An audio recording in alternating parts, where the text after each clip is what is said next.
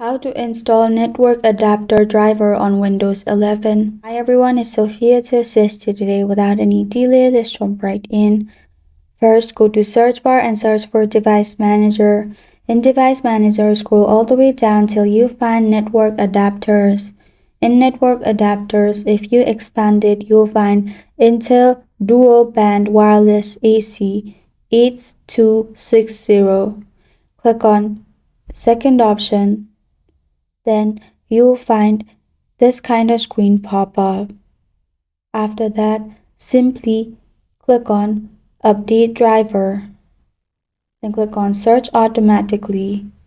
If you don't have best drivers, it will install it for you.